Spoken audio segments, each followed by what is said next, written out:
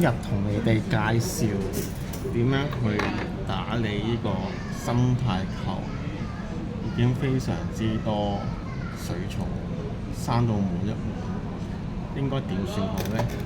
咁我哋咧今日咧就會教大家去整嘅。咁首先我哋會盡量咧抽啲水草出嚟啦。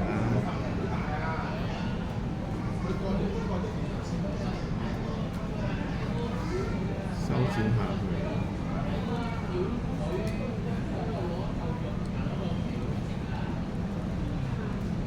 佢，咁咧連根都可以掹出嚟嘅，即係如果太過多一滯嘅話。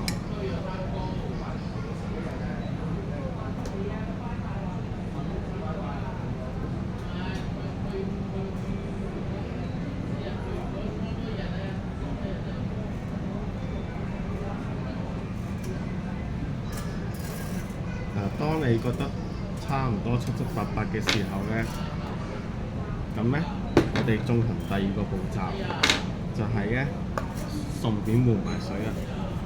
咁換水咧，盡量咧個吸管咧喺泥裡面嗰度吸，咁樣會吸走一啲比較污糟嘅嘢，即係可能有啲便便啊，或者本身嗰啲一啲水草泥變粉化咗嘅，變咗灰咁樣。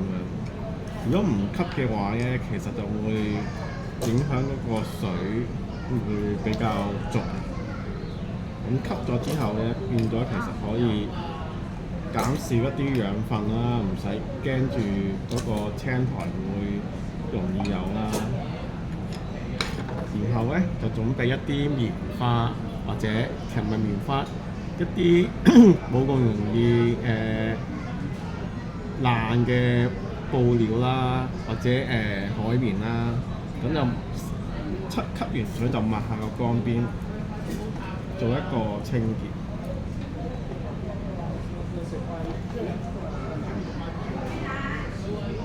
咁啲水草長一滯咧，又可以剪下去啦。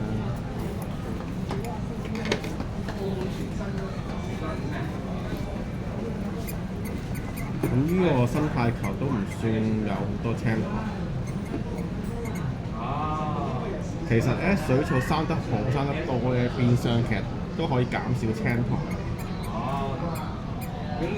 好啊，咁我就可以加翻啲水啦。咁呢個生態球本身就見唔到有蝦同埋魚啊，所以咧我哋其實可以啲水可以吸多啲都唔怕。咁而家清潔完個缸邊咧，咁樣，咁咧睇落去好似好濁嘅，但係咧其實正常嘅。咁咧我就通常趁住換水嘅時候再吸多一次啦，盡量吸咗啲養分啦，多餘嘅養分啦。咁你吸嘅時候發覺好似都唔係吸到好多黑色嘢喎，即係嗰啲比較黑嘅粉啦，咁如果冇乜嘅話，其實都 OK 嘅，其實可以已經完結㗎啦。咁然後再加翻水，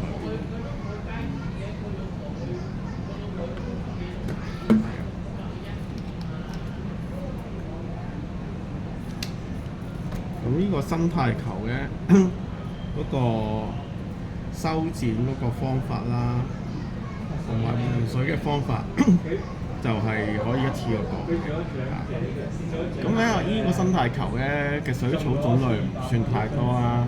咁我咧通常都會增加翻嘅。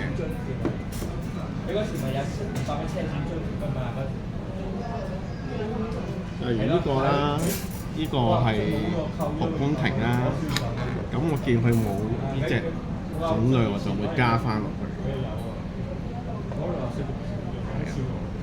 咁水草種類基本上就越多越好嘅，咁樣咧除咗比較靚啲之外咧，嗰個生態平衡都會比較好啲嘅。